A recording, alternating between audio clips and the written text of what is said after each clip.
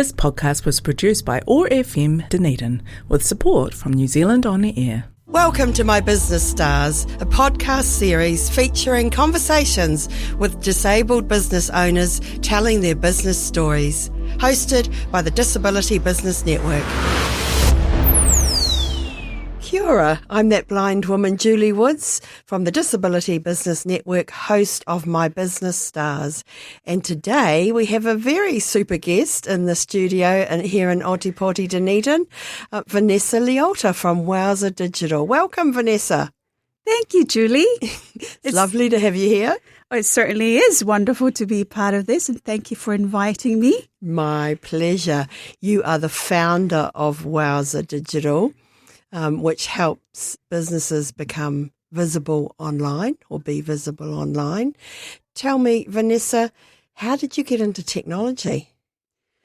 Well, when I went into study, I first started off at Canterbury University doing information systems and technology. So I really felt drawn to working with computers. And so when I had a little family of my own, I still found that interest with computers and started a side hustle doing virtual assistant work. And so I was working part-time at the university as well as doing this side hustle, being a virtual assistant. And from that experience, a lot of the demand that came out of that was towards digital marketing, and hence how Wowza Digital Marketing was formed, because of the demand that was found online. And a lot of my networking activity was happening all primarily on Facebook at that time as well, and found a huge interest going into Facebook advertising specifically, and found myself being requested, can you do a website? Can you do my email marketing? Can you do this? So it was, how Wowza came about, not only just focusing on things that I enjoyed, like Facebook advertising, but also just online visibility in general. And it seems a long way from Samoa. And, you know, in the time of technology, where do you think that comes from? Well, I do recall a story when my mum was still with us here on Earth. Hi, Mum. Hi, Mum. She did put me into a computer class back in Samoa, and this was when they had, you'd probably call it a DOS system. You know, we didn't have Microsoft Word or anything like that. And so I was the youngest inside this classroom, and it was mainly people that were working, and I was in high school. And I achieved the highest grade out of there. And I thought to myself, I must be really good at doing this. So it really stuck, and I enjoyed it. And I thank Mum for that. Yeah, that's amazing that she would send you along to a course like that. Yeah. And so fortunate enough to be given a scholarship to come and study in New Zealand. And really just delving further into, because the education systems, of course, are quite different, but just delving deeper into technology with the opportunity given here from Canterbury University and thankfully to New Zealand. An island girl being in the technology field. That's amazing. And what's the best part about having a business? I believe it is, for me as a mum with boys, there's a lot of testosterone in the house, I must add, for boys. So the flexibility it adds, for me, that personally is the most attractive thing, is being able to say, right, I have to drop X, Y, Z, or sorry, kids, Aaron, Joseph, not X, Y, Z. Yes. So sometimes they need Mum at a specific location to drop them off or attend something, and it's good enough that I can say I can put that work aside until I come back from Joseph's activity or something like that. Yeah, so the flexibility, absolutely. Absolutely. That's a great benefit of being self-employed and having your own business. Yes. And what I started to think that, do you have female clients so that you get some estrogen? Hello. That's pretty cool. The reason you're on today's show is that you have anxiety. And would you like to talk a little bit about that? Yes, absolutely. There's, working for yourself, you're really putting a lot of pressure on yourself, completing everything. And so a lot of the times for me, when I'm taking on a client and they're looking to push out a new campaign or something, so you feel the weight of this business's expectations and their livelihood on you. Like a really key example would be when COVID hit, there were small businesses that they were either going to jump online or just die, because everyone was online at that time. You're not to go outside. So on your phone, and being able to help these businesses through this time. So the anxiety that comes along with that expectation to help another business owner to get that revenue in or make sure that they can sustain to the next phase. It can be debilitating, I shall say. And what strategies do you have, Vanessa? Because I'm sure you have some. Yeah. Well, yeah, you pause, because it's made me self-reflect as well a lot of the times, and give myself time to say it's okay to feel this. You can't be perfect at doing this all the time. And if you muck up, you just be transparent and you have a way to fix it. Because you put yourself in the shoes of the other business owner as well, and see things from their perspective. So it's really just being honest, being upfront about it. If I have anxiety, I am real with the person to say, we may not get these results that we are after. So it helps in a way. And I guess you can say, like, if everything was perfect, life would be boring. Exactly. That should be a theme for our show. Exactly. That's right. And it is part of life. And as the World Health Organization would say, that disability is part of being human. Yes. Yeah, it's who we are. We have this image of perfection, which is kind of ridiculous, really. Yes, and oftentimes too, I see it from the other side, when a lot of my clients would come to me and say, "Oh, but they're technophobe, so they have really little comfort working with these technological platforms that I'm introducing them into their businesses." So I can also kind of see that it's not just me experiencing it, but it's also them. So I think... Yeah. Well, I was about to say, what advantage does your anxiety give you, do you think? And I think you've probably just said it. Yeah, it helps you also understand the other person's, what they may be going through. And also, it's giving yourself... I don't think anyone's perfect 100%. And that anxiety keeps me on my toes and keeps life interesting, really. Helps you pause and also reflect. What can I do? What can I improve on? Because each situation gives a different type of anxiety. I mean, it could be a case scenario of an ad campaign, and a different one could be like trying out a different type of online form, going through some type of questionnaire that should be working through different conditions or conditional logic. And whether it'll work or not, I don't know. It's the anxiety that goes through, okay, how are we going to fix this? But yeah, just being honest with the clients as well, and telling them, being transparent about it, and coming up with solutions, because I think that's important as well. That's great. That's it sounds like something that we should all be doing. And you've got there with that awareness. That's great. What is your dream for the business? I think long term for me, for the business is really continue on helping other businesses as well do well online, because technology is continuously changing always. It's something that's happening in the back end of Facebook today will change probably tomorrow.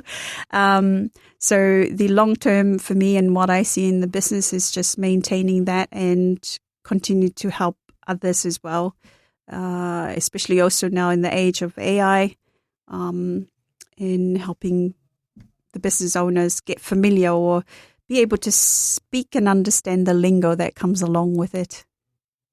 And make sure that freedom, that flexibility is still there.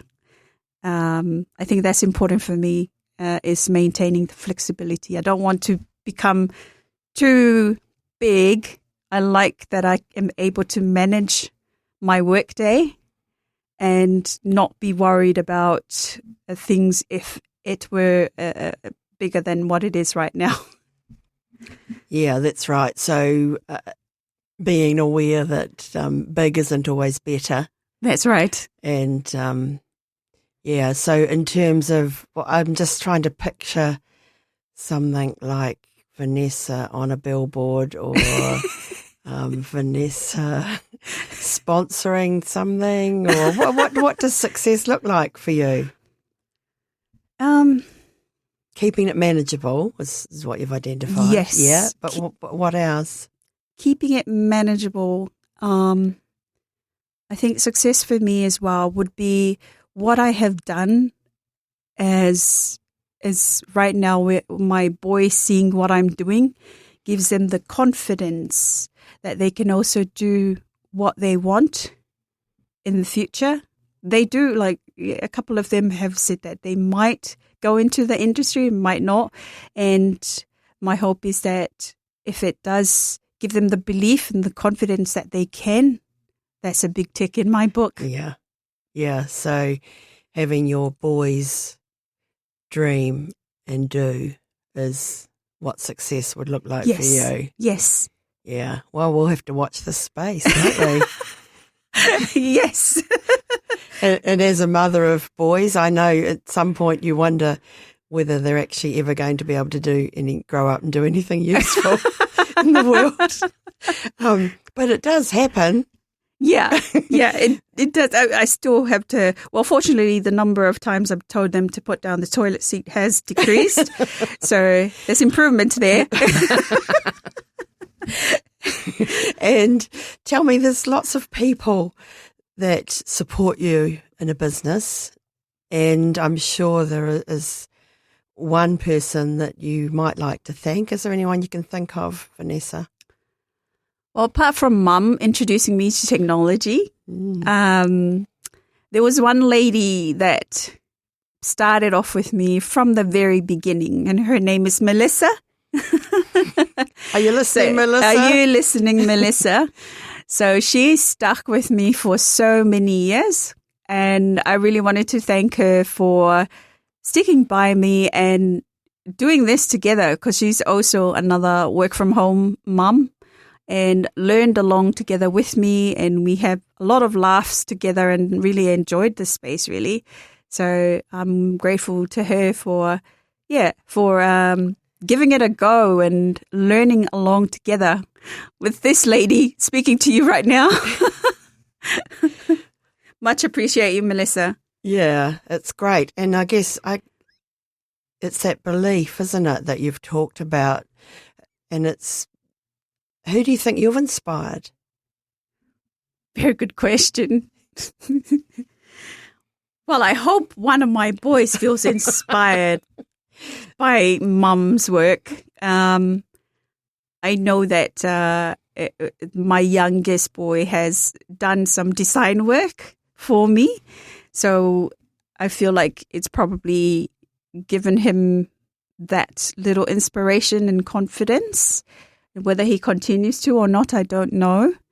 Like, as you say, watch this space and he's still very young as well. So hopefully I have inspired him to get into this space and do something that is of use to the masses rather than just one person. And what about Pacifica women or young Pacifica women? What do you think would give them better access to technology and to working in this industry? Is there anything that you'd like to see happen? Oh, yes, absolutely. I do feel like if they can see that this island girl that started off from the islands on a DOS system can do it, so can they. I'm a little bit far removed from living in the islands to know where they are right now with technology, but I would absolutely love it, 100%, if I were to see more opportunities there. Because I do recall a time when I was actually looking for some contractors possibly from the islands, but it wasn't hitting the mark. And this was probably a couple of years ago. It was probably around the time of COVID, because people were staying home and they weren't working. So I had a bit of a dabble there. But yeah, so I did, from what I saw, I did see that there is to be an improvement in the technological field. From what I saw in terms of the people that were applying. Hopefully that will continue to change in this space. But thankfully, thank you New Zealand and Australia for these scholarships that help the students come abroad and further the knowledge, because it is really important. Yeah, that's right. And education is such a pathway, isn't it? Yes. Yes. To uplift and elevate and to live your best life and be productive. Absolutely. Yeah. And hopefully, any moms from home who are islanders as well, if this gives you some confidence too, I hope it does. And if you do feel like you have some questions you want to ask me, hit me up. And we're about to hit you up for your contact details.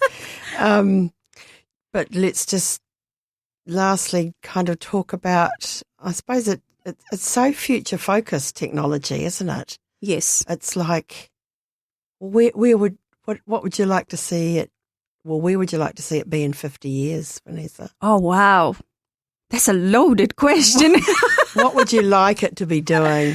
Oh, my goodness. Well, that is just thinking about how AI is right now and the things it's able to do. I mean, at the same time, it's exciting but scary. But I know you asked me what would I like it to do. Maybe make my coffee in the morning. That would be wonderful. In 50 years' time, it's hard to say. All I can say is the changing nature of technology and how we all look at Google to search something up. The improvement from you had to go through the yellow pages to find a shoe shop or something like that to fix your shoes. Now you can just type those words onto Google and you can immediately find what you're looking for within a few seconds. So thinking of how Google is right now, it could possibly be replaced with AI. I don't know. I'm looking towards that. That's the direction that it's going. I'm already, as a tech person, using ChatGPT way more than I am using Google. So thinking in the future, perhaps the masses might end up down that line as well, because I'm finding that the results that the AI gives me is much more useful rather than the Google searches. Yeah, that's a real benefit, isn't it? Because, that saves time too, and that improves productivity. Absolutely. I'd like to see blind people driving, driverless cars. Oh, my goodness. I could pick you up. Yes. And take you out for coffee. And would you get in? It would be wonderful. Who would really get into a car with a blind person driving? Oh, well, you can try me first. When I think about the advancements in Braille technology and how much, technology has improved access for blind people to Braille, it's just astonishing. we've got endless information now. Yes. There's still a lot that isn't, but in terms of what has been made available with technology, that has been a game changer for Braille. Yeah, absolutely. And I also love how, because working together with you in this space as well, in the technology area, the course that you put out, to help others learn about being able to work together with people with a disability. And so it's that kind of thing where technology brings the opportunity to help educate others and create those better relationships in terms of relating to other people, and just also the joy of being able to do something different, like a new project. I know when we did that, it was exciting and a bit of a new challenge because never done that before. Yeah, well, that's great. You said why not, which Yes. I really appreciate. And I really appreciate you saying why not to come in on My Business Stars, Vanessa. And for all those people that you have inspired, how do people get in contact with you? Oh, thank you, Julie. Yeah, thank you so much for inviting me to come along. And it's always a good laugh and a pleasure to work with you, whatever it is we're doing, whether it's work or not. Yeah, it doesn't feel like work when we do it. Yes. What are your contact details? So can find me on my website, which is www.wowza, that's WOWZ for Zambia, digital marketing, that's one word, .co.nz. And my email is hi at wowzadigitalmarketing.co.nz. Wow, that's amazing. Well, we're going to say bye to Vanessa, and thank you for coming on the show and being on My Business Stars. You've been listening to My Business Stars. Vanessa Leota was on with me, that blind woman Julie Woods, and this program has been proudly sponsored by CCS Disability Action. The Disability Business Network is the only business network in Aotearoa, New Zealand, dedicated to business owners who live with an impairment. If you are disabled, own your own business, and would love to mix with people who look like you, then join us today at the Disability Business Network. You can find us at disabilitybusinessnetwork.org, or you can contact that blind woman Julie Woods on 021 913 513 or email julie@thatblindwoman.co.nz. At the Disability Business Network, we believe in disabled people being successful in their own businesses and becoming business stars. This podcast was produced by OAR FM Dunedin with support from New Zealand On the Air.